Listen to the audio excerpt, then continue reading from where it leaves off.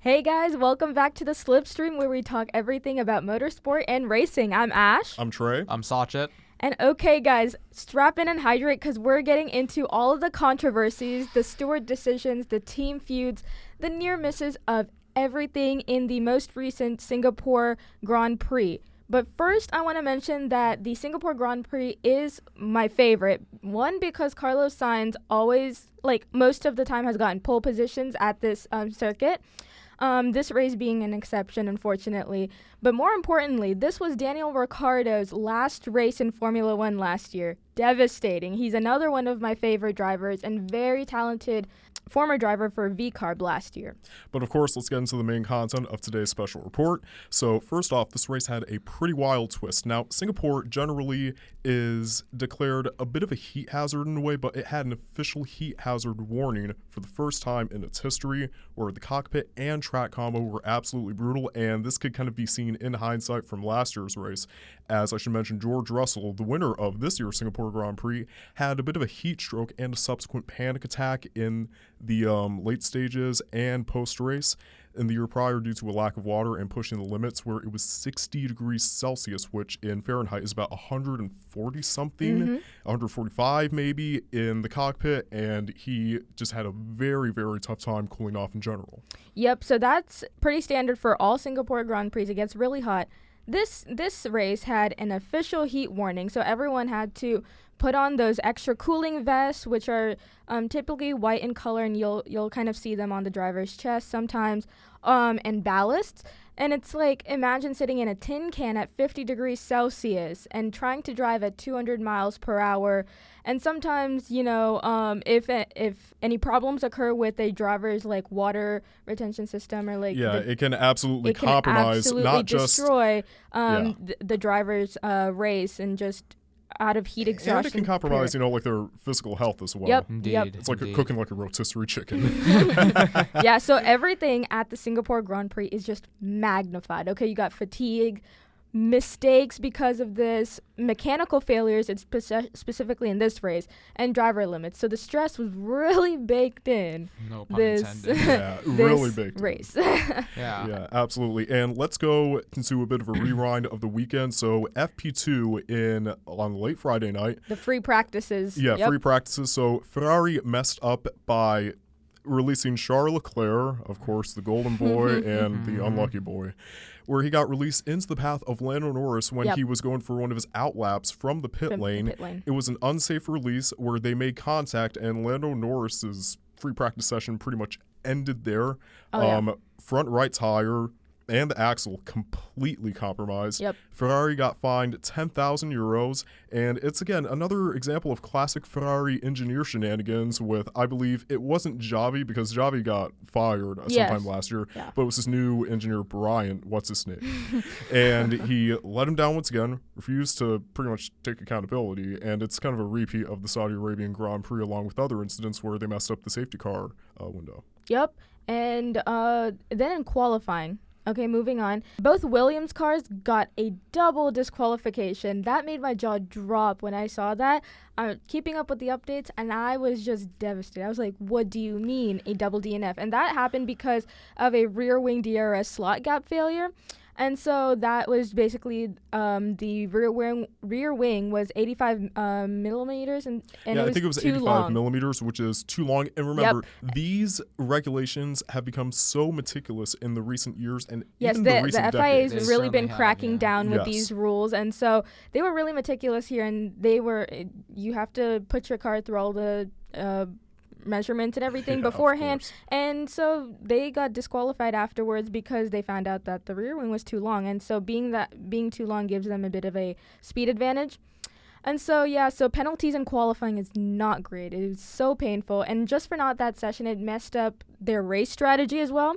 Hamilton also got a scare because in the final practice a red flag came out due to a Lawson crash, and so he slowed down but then appeared to accelerate too soon, so he decided it was okay, so he slipped out of a penalty for that one. I mean, again, it was a really close call as well because it could have been a really harsh grid penalty, maybe even up to 10 positions, but they did let him off. It's because his telemetry showed he was in control of his car, which did something, but then again, it's a very messy, almost gray area in a gray situation, and it also could have caused a lot of mental anguish because if you remember, just about a week and a half ago, unfortunately, his second dog and longtime friend of his, Roscoe, passed away at the age of 13 in human years. Yeah. And obviously, rest in peace.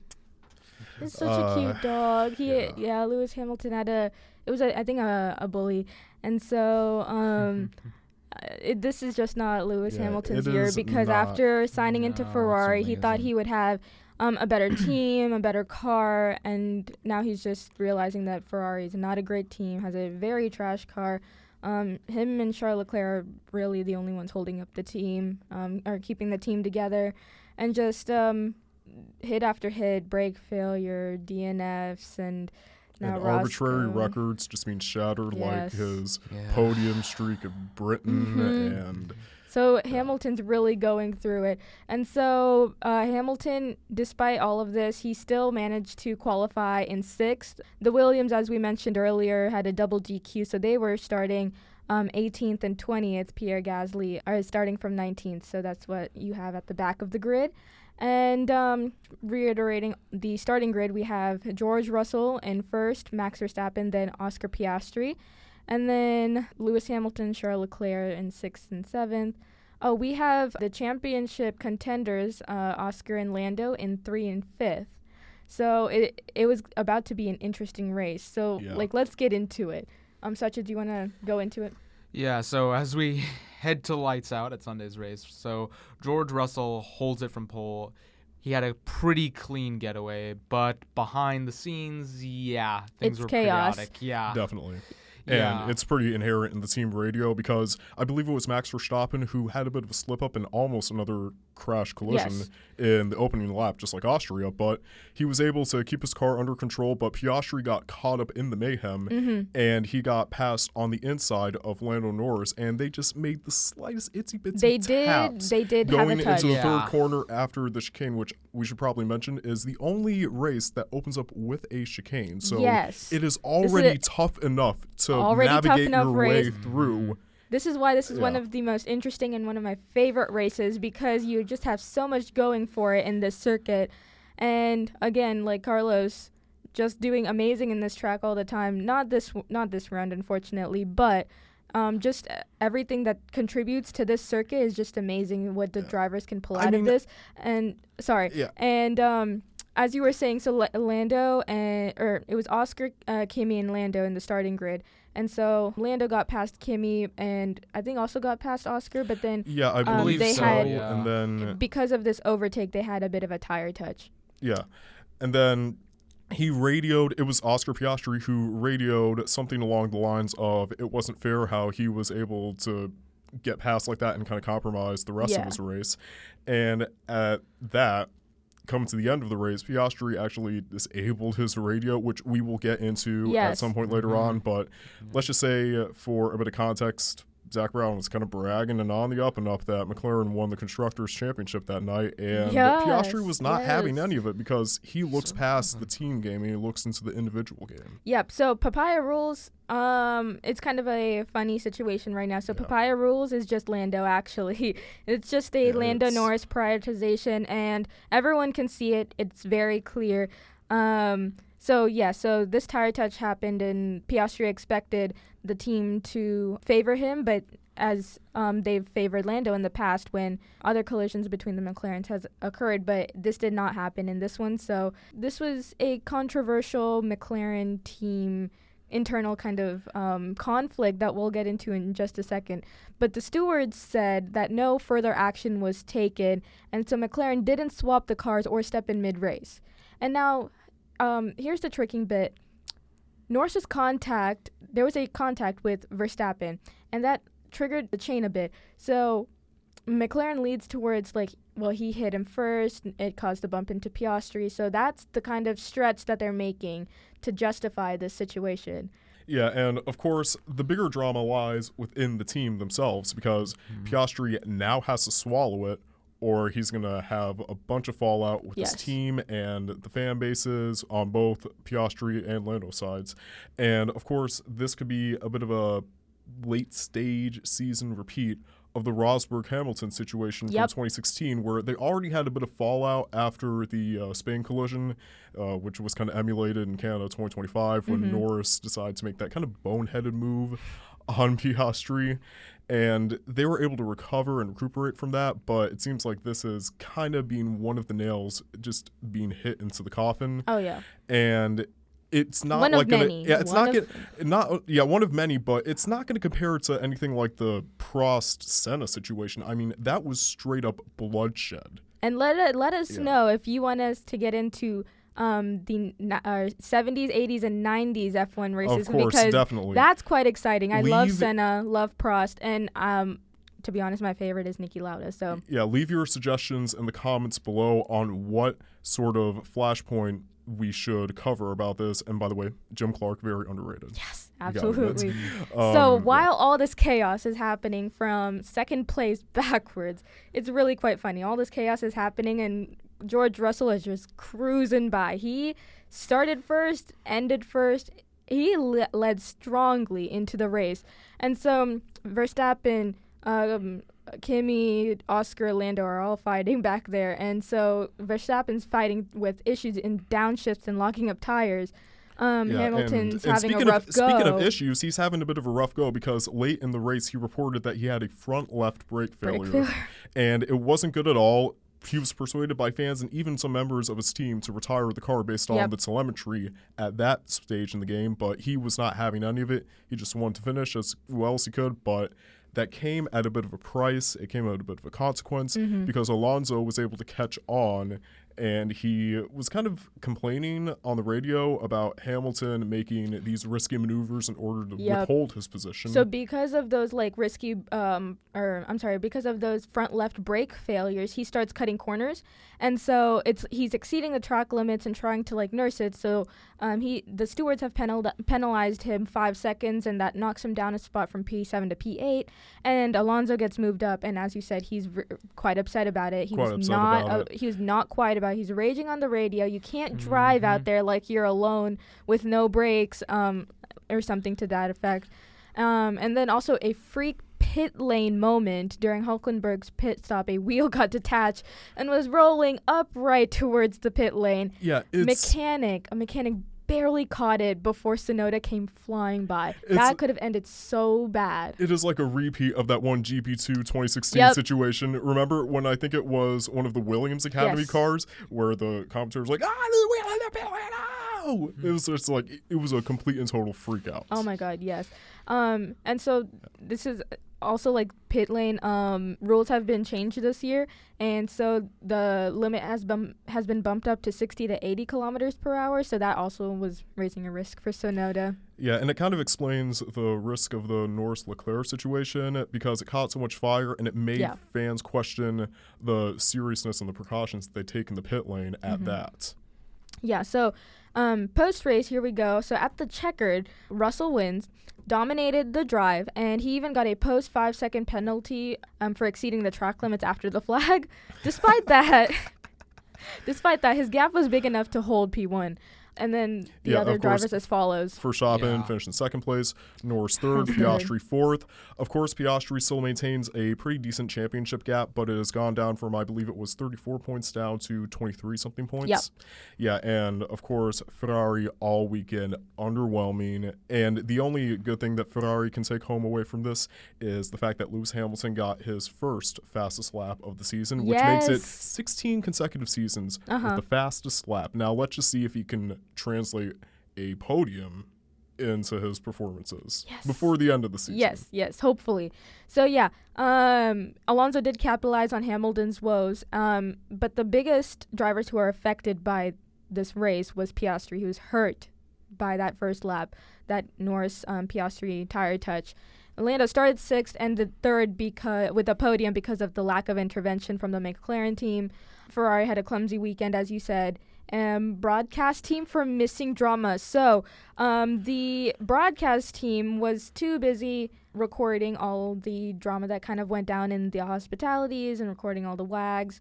And so Carlos gets onto the radio, and he's upset because he's upset at the broadcast team for putting all these other non-essential non-race type drama on television rather than the actual race. It wasn't even much of a DRS train to begin with, so why would they broadcast some of the most useless crap in the world? And this is even more unforgivable, arguably, than Qatar 2023, because if you remember in both the sprint race and the Grand Prix, they did a great job broadcasting the Hamilton-Russell collision because it was like one of the big incidents.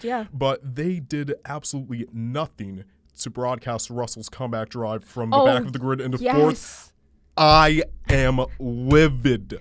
That was horrible. I'm at a loss for words. But yeah, that was the whole premise of today's race with Carlos. He was very upset that the race was not broadcasted as it was supposed to be and not really being focused on the race. And I mean, as fans like me and others, we've expressed the same things. Like, we want to see the race, not the off-track drama. Let us also know in the comments what you think about the modern-day broadcasting system when it comes to these leagues of motorsport and what you think that they could do in order to not sabotage other drivers and in their performances basically just getting wiped from screen. But what do you guys think about the modern-day broadcast system? I want to go like one by one. I mean, you've heard my thoughts. I truly think that we don't need to be reiterating all the wags every single time. I would rather actually see what the principals are up to and their engineers. You know, I don't feel that they get enough screen time. And if you're gonna make any sort of comical sense out of the clown show that they call modern day Formula One, then at least show us what the pit crew is up to. That would also be incredible. I think the pit crew has so much going on behind the scenes, and you know, I would like, if you don't watch F1, when the camera pans over the people off track, they usually have names come up for every important person. So engineers have their names shown up, the principals, the wags.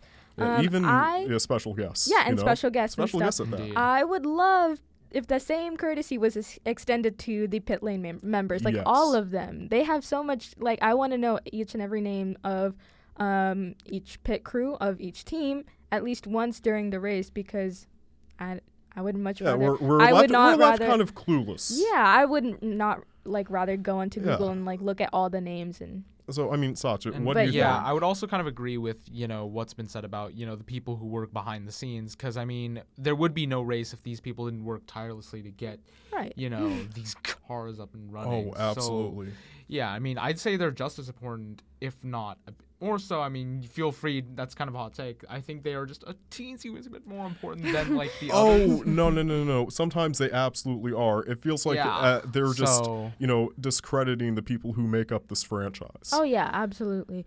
But yeah, I want you guys to stay updated on this Norris Piastri friction because it is real now, okay? Yes, absolutely. Maybe next couple episodes we could cover how this rivalry or this kind of like inter-team rivalry compares to past inter-team rivalries, not just the recent ones like Rosberg and Hamilton or Webber and Vettel or Alonso and Hamilton or Hakkinen and, gosh, who was the other McLaren driver? Oh my God. There was continue. But, and just one more thing I want to mention before we end off the episode. As of a couple of days ago, 25 years ago, the one, the only, 91 wins, Red Baron, Michael Mother effing Schumacher, won his first championship with the Scuderia Ferrari 25 years ago, almost to this day. So I hope he recovers well. I hope to see him in person, or like at least on camera sometime soon. Yes. And once again, congratulations to him. Yep, he has achieved so much since then. It's been pandemonium. And he's returning not to F1, to a different racing format that I forget, but I'm back to see him racing in the streets. As am I. Yep. Oh my gosh, that's going to be absolutely more amazing. Than happy to welcome him back. Of course, this is the end of the special report in the Singapore Grand Prix. Make sure you tune in with us one more time when we go over Formula E. That's right, Formula E. So once again, I'm Trey, I'm Ash. I'm Sachet. and we will see you guys in the full feature episode. Peace See out. you. See ya.